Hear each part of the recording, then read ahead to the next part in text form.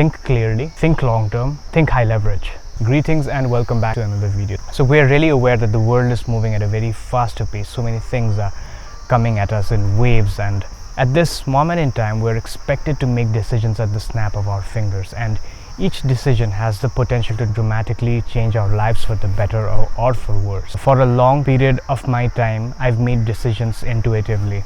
I've made decisions just because it felt right, only to realize that I found myself in a situation where I didn't want myself in. So in that sense, I wanted to talk about decision making because there has been a lot of misinformation being spread around the internet. So one of the famous decision making tool or framework that is being thrown around, plenty of times is this tool by Derek Sivers, I guess, and he mentions if it's not a hell yes, it's a hell no. Although that is a good decision making tool to prioritize the things that are the most important to you and to not worry about things that are very trivial, oftentimes what happens is we might not prioritize the right set of things. Oftentimes we look at a shiny object and think it's hell yes, I need that shiny object, or oftentimes it could be chasing cheap dopamine. So I have a few mental tools or frameworks for decision making that I've used over the last few years. So the first decision making tool that I have for you is to make high leverage decision. And in order to understand what a high leverage decision is, we need to understand what leverage is in the first place.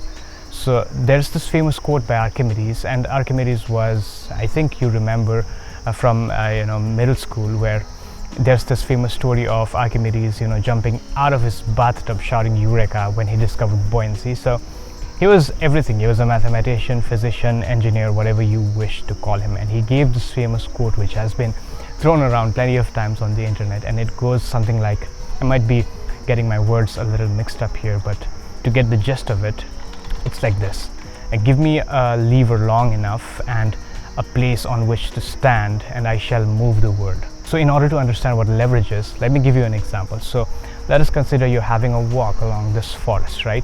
And you encounter this huge as boulder right in front of you.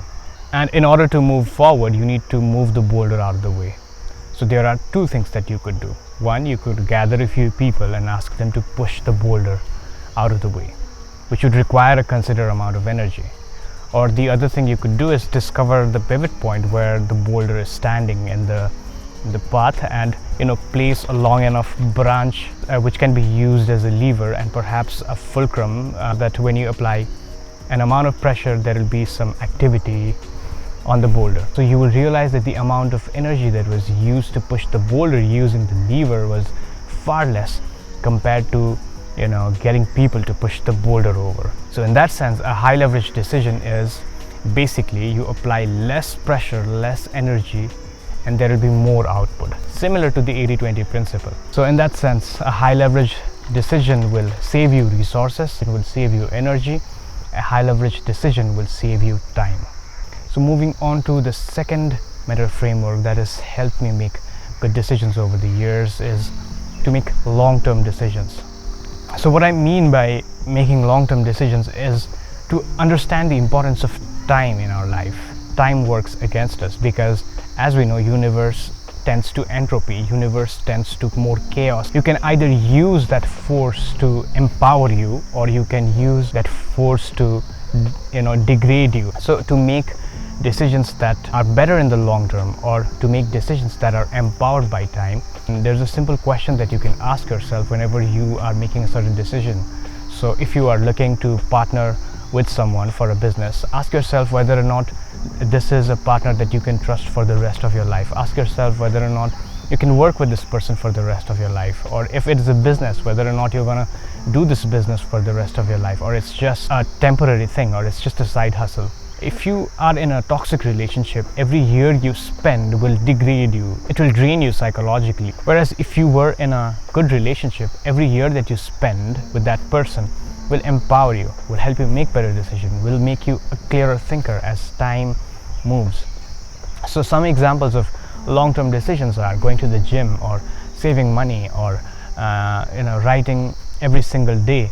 So all these things will be empowered by time. So the last mental tool that I have for you is not exactly a mental tool, it's more of like a ritual. So the famous author of The Art of War, Sun Tzu, he often emphasizes upon the general needing to be operating from a place of clarity and peace of mind. So if his peace of mind is being shaken, or if he's being jerked around and pulled around all the time, he is not capable of making the right decisions. Taking that line of thought, I've uncovered a small gem from Tony Robbins, and basically the framework goes something like this: state to story to strategy. So what that basically means is that in order to form a good strategy, you need to have the right stories in your head, because the things that you tell yourself are going to influence the decisions that you make. But the stories that you hear in your head are very determined by the state of mind that you have.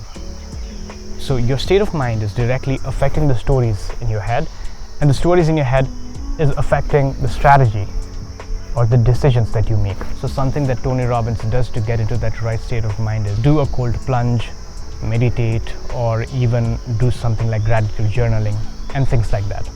So what this does is it immediately grounds him into that right state of mind where he's able to make better decisions. So I've realized this in my own life as well. So when I wake up grumpy and without having any food in my belly, I tend to make the worst decisions. So basically it's a long and winded way of saying don't make hasty decisions. Make sure you are in a clear state of mind whenever you are making a decision. Combining all of these three frameworks together: think clearly, think long term, think high leverage. It is not to say that this is the only three mental tools that you will need, because I think as I move along this journey called life, there will be a lot more unlearning, and there will be a lot of decision making tools and mental frameworks that I will encounter over time, and I will share them to you as and when I encounter them. So if you are new here, my name is Thupten Gurung, and I talk about various mental models, frameworks and strategies for modern philosophers and creative entrepreneurs. If you identify yourselves as one of these, please subscribe, because you'll most definitely like it here.